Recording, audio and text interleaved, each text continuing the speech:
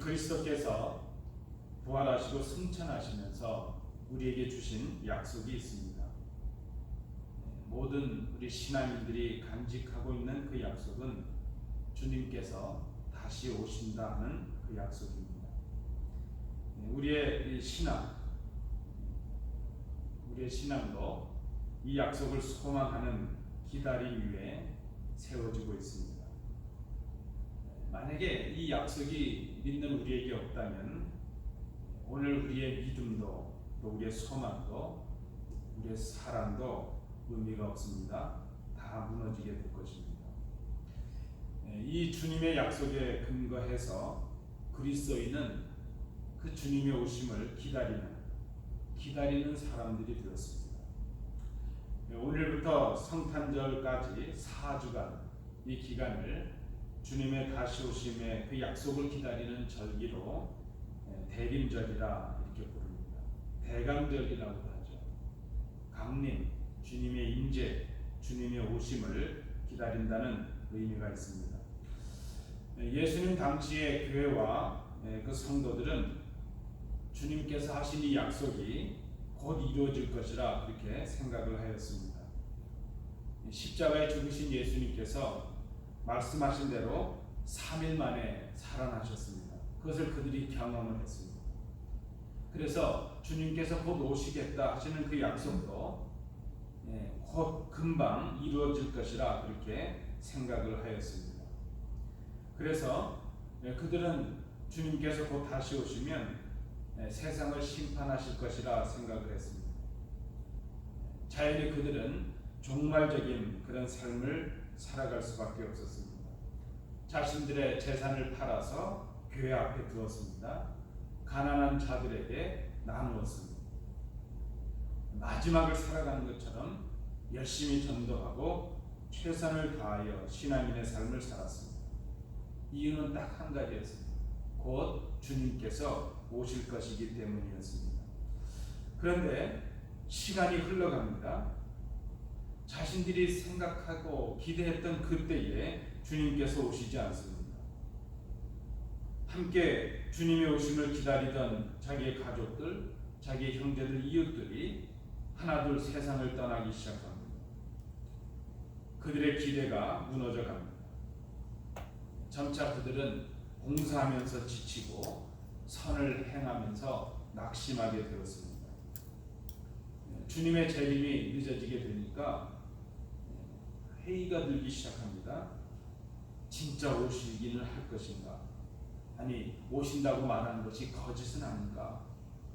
내가 잘못된 것을 기다리고 기대하면서 지금까지 이런 삶을 살아온 것, 그런 것이 아닐까? 주님의 다시 오심, 이 재림에 대한 회의가 의심이 되었습니다. 그리고 의심이 불신앙의 모습으로 바뀌기 시작했습니다. 신앙인들의 삶이 그저 자신들이 살아가고 있는 그 세상을 따라서 방종과 타락의 길로 접어들고 말았습니다. 오늘을 살아가는 우리도 우리 믿음의 선배들이 가졌던 그들의 모습과 별반 다르지 않습니다. 우리는 다시 오실 주님을 어떤 기대와 열망으로 기다리고 있을까? 아니, 주님께서 다시 오시겠다 말씀하신 그 약속을 기억은 하고 있는가? 아니, 믿고는 있는가? 이미 2000년이 넘도록 오시지 않은 이 주님의 약속에 대한 그저 막연한 생각만 가지고 있는 것은 아닐까? 오늘 우리도 이 말씀 앞에서 이런 의문을 갖습니다. 왜 주님의 오심이 늦어지고 있는가? 주님께서 강림하시면 이 세상의 모든 것은 끝이 납니다. 그리고 있는 그대로 주님의 심판대 앞에 서게 됩니다. 자, 그런 이유에서 본다면 그 주님의 강림의 때를 더 애태우고 더 마음 졸이시며 기다리시는 분은 사실 주님이십니다. 주님께서 우리를 기다리고 계십니다. 죄 많은 인생이 하나님께, 주님께 돌아오기를 기다리십니다. 한 생명이라도 더 구원 얻기를 기다리고 계십니다. 주님은 이미 하나님 보좌에 앉으셔서 하나님의 나라를 예비하시고 준비를 다 마치셨습니다. 주님의 때가 부족해서 오시지 않는 것이 아니라 주님을 맞이할 수 있는 우리의 모습이 아직 아니기에 주님께서 기다리십니다. 주님을 맞이할 수 있는 그 모습을 갖추기를 기다리고 계신다는 것입니다. 주님의 재림이 늦어지는 이유가 바로 여기에 있습니다. 우리는 우리가 주님을 기다린다고 생각을 합니다. 그러나 진짜 기다리시는 분은 주님이십니다. 이 대림절, 이 대강절, 우리가 애타게 기다리시는 주님을 생각하는 절기로 지켜야 될 것입니다. 그래서 이 대강절의 절기 색깔, 그 예전에 따르면 절기 색깔이 있는데 보라색을 씁니다. 보라색을 쓰는 절기는 또 사순절을 쓰죠. 렌트라는 절기와 이 대림절 레드렌트라는 이 절기에 보라색을 씁니다. 보라색은 주님을 생각하며 근신하며 회개하고 주님께로 돌아가는 그런 절기의 의미를 가지고 있습니다. 사도 바울은 오늘 본문을 통해서 주님이 기다리시는 신앙인의 바른 자세와 삶을 말씀합니다.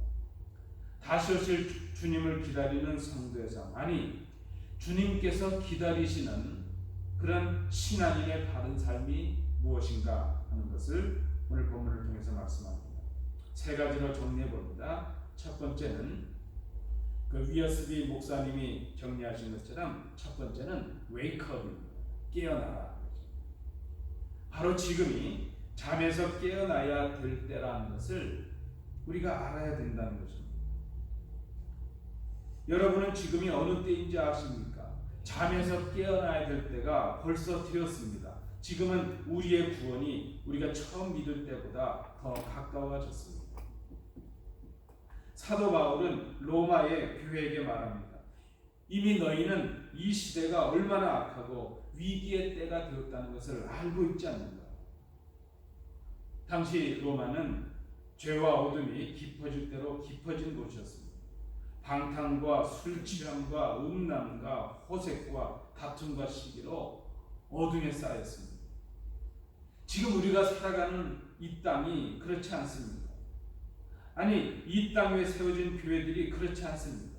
교회가 세상과 별반 다를 바가 없습니다. 믿는 우리가, 신자가 세상 사람들과 별반 다르지 않다는 것입니다. 이 시대를 보면서 우리가 분별해야 될 것이 무엇인가? 지금이 잠에서 깨어나야 될 때가 되었다는 것입니다. 잠에서 깨어나야 할 때가 다가오고 있는 것이 아니라 이미 되었다는 것입니다. 이미 지나갔다는 것입니다. 오늘 본문이 말씀하는 깨어난다는 의미가 무엇이겠습니까? 이미 우리는 처음 믿은 초신자들이 아닙니다. 그저 은혜로 다 용서받고 구원받았던 갓난아이 같던 시기는 지나갔습니다. 이제 우리는 우리의 믿음을 완성시켜 나가야 되는 성숙한 사람들입니다. 우리의 구원이 처음 믿을 때보다 더 완성을 향해서 가까워져야 한다는 말입니다. 말하는 것이나 행동하는 것이 초보적인 신앙이 아니라 책임적이고 성숙한 모습을 보여야 합니다. 이제는 잠에서 깨어나야 됩니다. 영적인 무지의 잠에서, 불신앙의 그 잠에서, 성도답지 않은 그런 삶의 모습에서 깨어나야 된다는 것입니다. 다시 오실 주님을 기다리는 우리가 할 일이 바로 그것입니다. 아니, 지금 주님이 우리가 깨어나기를 기다리고 계신다는 것을 우리가 알아야 될 것입니다. 오늘 본문은 깨어난다는 이 일을 구체적으로 두 가지로 말씀하고 있습니다. 하나는 소극적인 방법이고 또 하나는 적극적인 방법입니다. 소극적인 방법은 어둠의 옷을 벗는 것입니다. 적극적인 방법은 빛의 갑옷을 입는 것이라 그랬습니다. 깨어나는 일, 그것은 구체적으로 어둠의 옷을 벗는 것입니다. 유에스비 목사님은 이 부분을 클린업 이런 말로 정의를 했습니다. 깨끗이 청소하는 것이죠. 정결하게 하는 것입니다. 어둠의 옷을 벗는다는 것은 낮에 행동하는 것처럼 단정히 행하는 것이라 말씀합니다. 방탕하거나 술 취하지 않는 것입니다. 음란하거나 호색하지 않는 것입니다. 다투거나 시기하지 않는 것입니다. 이것은 이 땅에서 살아가는 믿는 우리들이 신앙의 정결한 삶을 위해서 우리의 삶에서 반드시 해결해야 될 문제들입니다. 자, 낮에와 같이 단정하라고 했습니다. 밤은 어떻습니까? 밤은 감추어지기 쉽고 잘 보여지지 않습니다. 그저 분간하기가 어렵습니다. 그러나 낮은 모든 것이 드러납니다. 믿는 우리가 낮에와 같이 단정해야 된다는 이 말은 지금 우리가 살아가고 있는 이 땅이 비록 밤이 되었지만 죄를 지어도 분간할 수 없는 드러나지 않는 그런 밤이 되었지만 성도는 비록 이 땅에 밤의 세상에 살아가고 있다 할지라도 밤에 행하는 것처럼 하지 말고 낮에 행하는 것처럼 살아가야 된다는 것입니다. 낮에 행하는 것처럼 단정하라 하는 것입니다.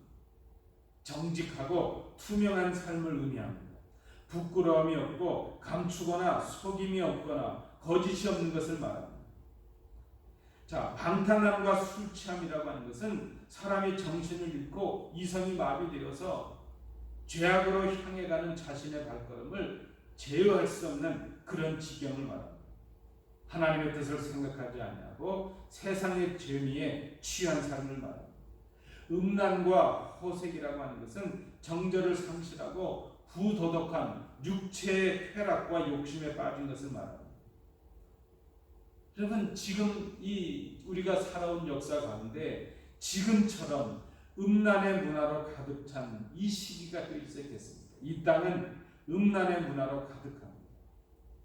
그것에 몸을 맡기는 것, 우리의 마음을 빼앗기는 것, 그것이 바로 음란과 호색에 빠지는 것입니다. 다툼과 시기는 사랑을 잃은 자들이 행하는 일입니다.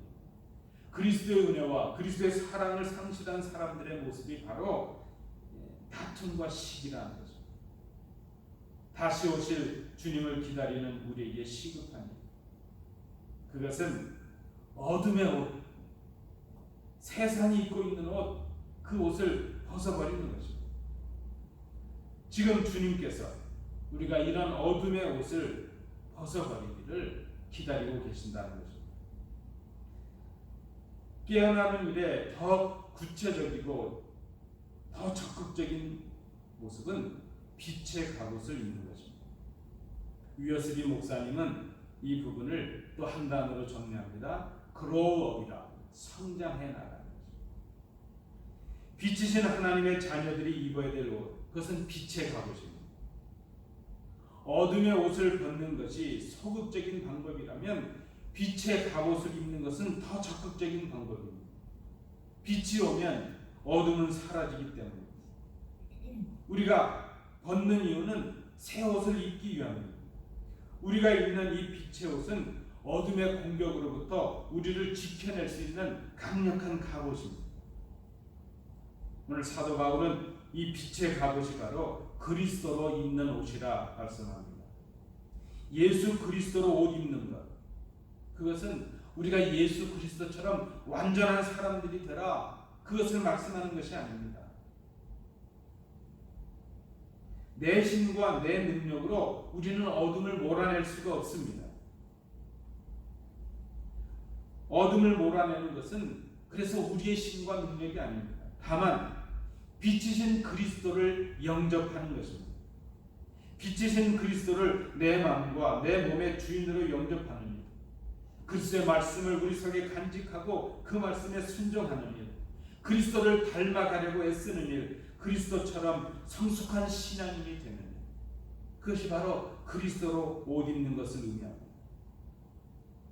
빛이신 그리스도를 옷 입게 되면 그분의 능력이 우리의 그 부족함을 감싸고 우리가 속했던 그 어둠에서 우리를 건져주십니다. 그분의 능력이 우리의 어둠을 다 몰아내 주신다는 것입니다. 완전하지 못하고 흠투성이인 우리가 그리스도를 옷 입게 될 때에 그리스도께서 우리를 덮으십니다. 그의 능력과 그의 은혜와 그의 사랑이 우리의 부족과 허물을 덮으십니다. 그래서 이 옷은 우리의 공로나 자격으로 얻을 수 있는 그런 옷이 아닙니다.